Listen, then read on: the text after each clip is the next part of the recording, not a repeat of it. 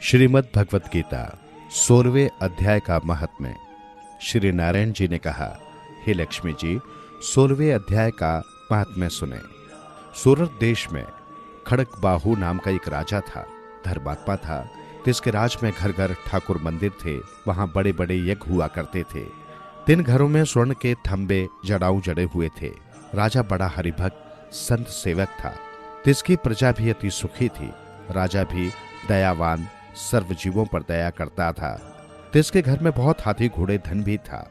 उन हाथियों में एक हाथी बड़ा मस्त था। जिसकी धूम मची रहती। महावतों को पास न आने देता। जो महावत उस पर चढ़ता उसे मार डालता। हाथी के पांव में जंजीर डाले रहते।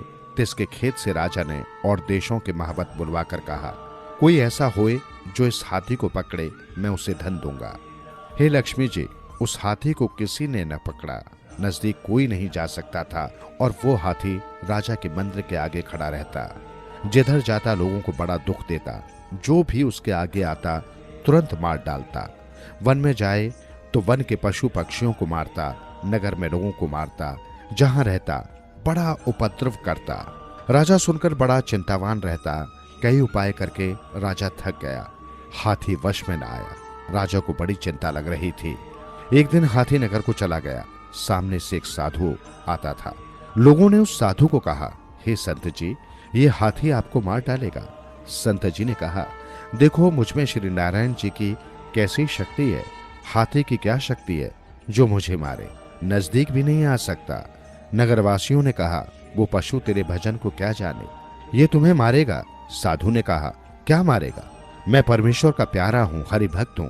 जो परमेश्वर से विमुख है तिनको मारता है। और ये भी मेरा ज्ञान है, जो मेरी मृत्यु इसी से है तो अवश्य मरूंगा। बिना आए कोई नहीं मरता। हाथी साधु के साथ पहुंचा। साधु ने नेत्र पसार कर देखा। हाथी ने सूंड के साथ साधु की चरण वंदना की और खड़ा रहा।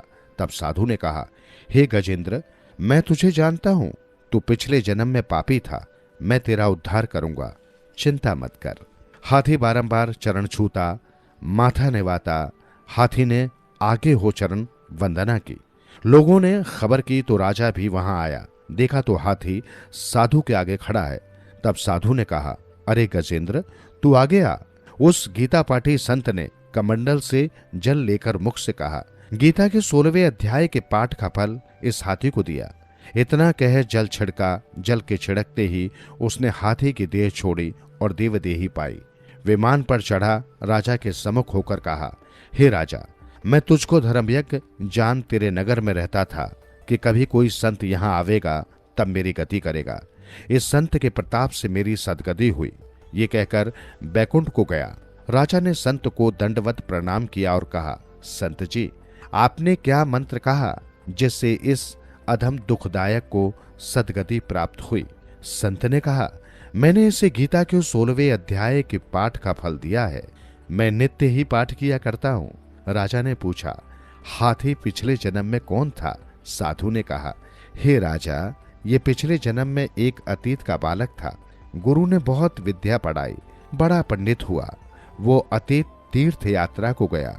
पीछे उसकी शोभा बहुत हुई। अच्छे अच्छे सत्संगी उसके दर्शन को आते। 12 वर्ष पीछे गुरुजी आए। वो अतीत मग्न था। वो बड़ी समाधि लगाए बैठा था। मन में सोचा, अब इनके आदर को उठता हूं तो मेरी शोभा घटेगी।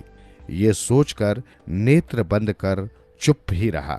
गुरुजी ने देखा कि मुझे देखकर इसने नेत्र बंद किए हैं।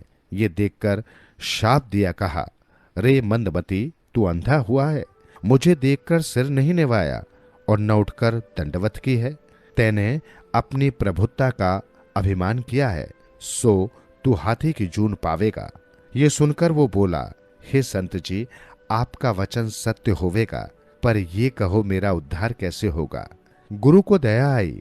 कहा, जो कोई गीता के 16वें अध्याय के पाठ का संकल्प कर तुझे देगा तब तेरा उद्धार होवेगा। ये सुनकर राजा ने भी पाठ सीखा और अपने पुत्र को राज देकर आप तप करने लगा।